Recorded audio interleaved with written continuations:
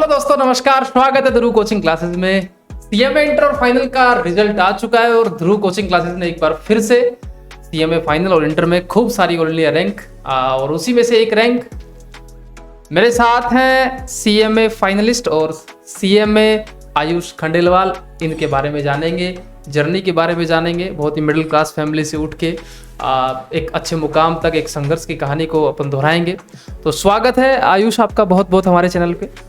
Thank you sir for giving me this opportunity. पहला सवाल मेरा ये है, सीएमए फाइनल के एग्जाम थोड़ा सा रिवर्स मोड में स्टार्ट करता हूँ। सीएमए फाइनल के जब एग्जाम हो, इतनी बसड़ ऑलरेडी हो चुकी थी, ऑनलाइन ऑफलाइन पैटर्न क्या रहेगा, है ना, वो गालियां बच्चों ने मन ही मन दी हैं जो अपन बोल नहीं सकते हैं। आपका पहले से डिसाइडेड था कि मुझे ये अटेम्प्ट देना है, या कभी माइंड में ये भी आया था कि स्किप कर सकता हूँ?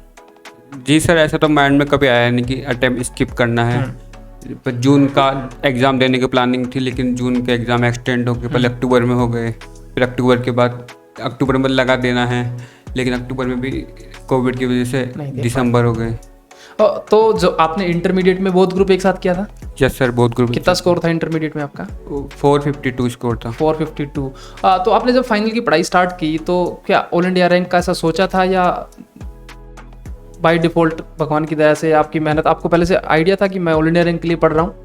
यस सर, मैंने ऐसा सोचा नहीं था कि ऑल इंडिया रैंक के लिए पढ़ाई करनी है। मुझे बस ये था कि पास होना है बहुत ग्रुप फर्स्ट अटेम्प्ट में। आप हिंदी मीडियम स्टूडेंट हैं? Yes sir, I am Hindi medium. मैं आपसे बस यही जानना चाहता हूँ, खूब सारे बच्चे हिंदी मीडियम स्टूडेंट हैं, फाइनल में लो आता है, फाइनल में जीएसटी, सीएफआर, एसएफएम, कैसे कोप अप किया? क्या आपने एक्स्ट्रा पढ़ाई करी, क्या एक्स्ट्रा एफर्ट किए जिससे आपको मीडियम की प्रॉब्लम नहीं हुई?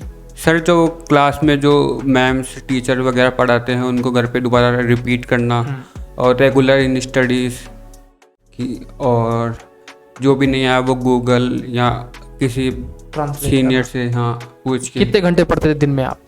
दिन में सर 10 आवर अराउंड। 10 घंटे हर रोज डेली पढ़ते थे? यस सर, कभी ऊपर नीचे हो जाता था। उठते कितने बजे थे सुबह सुबह? सुबह सुबह सर 7 बजे। 7 बजे उठ जाते थे। एक बार रूटीन बताएंगे, लास्ट का 1 महीने का रूटीन, मतलब लास्ट जब एग्जाम जब थे तब 1 महीने का रूटीन, आप सुबह सुबह दिन की शुरुआत कैसे करते थे?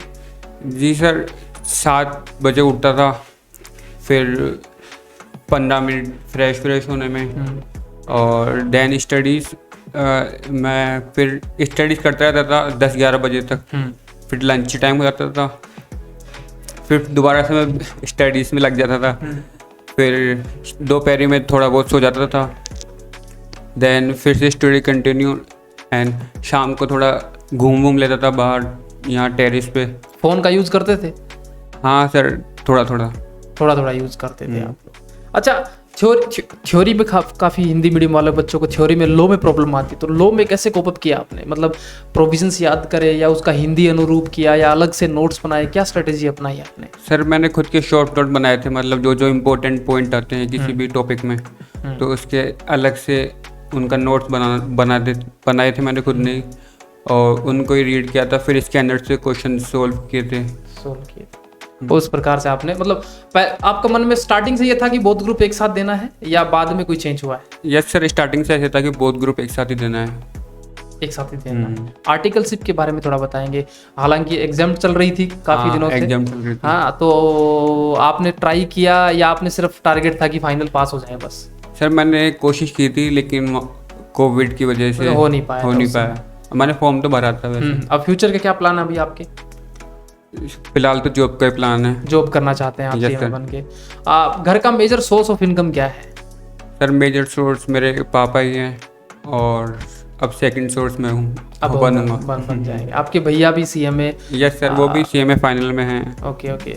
तो आप दोनों कभी साथ में ग्रुप स्टडी दोनों बैठ के की है, मतलब ऐसा कुछ? यस सर, की थी, लेकिन अब वो एक अटेम्प्ट मिस हो गया था, इसलिए आगे पीछे हो गया दोनों। तो क्या हम ये उम्मीद कर सकते हैं कि नेक्स्ट अटेम्प्ट में हम आपके ब्रदर के साथ इंटरव्यू कर रहे होंगे? यस सर, होप सो, ऐसा ही हो। ओके। थोड़ा सा बैकग्राउंड के बारे में बताएंगे शुरुआत से। सीएमए आपने क्यों चुना, कब पता लगा सीएमए डिग्री आपको करनी चाहिए? सर, ये मेरे कज़न भैया ने मुझे सजेस्ट किया था कि सीएमए भी एक कोर्स होता है। बेसिकली मुझे नहीं पता था कि ये भी एक कोर्स है, तो उन्होंने गाइड किया कि ये काफ़ी अच्छा स्कोप है इसमें, और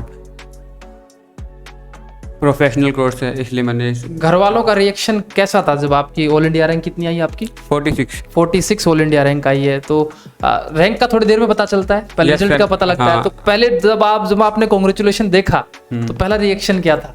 सर मैं बहुत खुश था क्योंकि पेपर इतने अच्छे नहीं हुए थे। हाँ. लेकिन फाइनली कांग्रेचुलेशन देख आपने रिजल्ट पहले देखा कि कॉन्ग्रेचुलेशन पहले? Congratulation पहले देखा। मार्क्स भी बाद में देखे थे मैंने। ओके, फिर पास होते ही सबसे पहले आपने किसको बताया? पापा को फ़ोन किया था। पापा को फोन किया। ओके, और रैंक का पता कितने बजे लगा?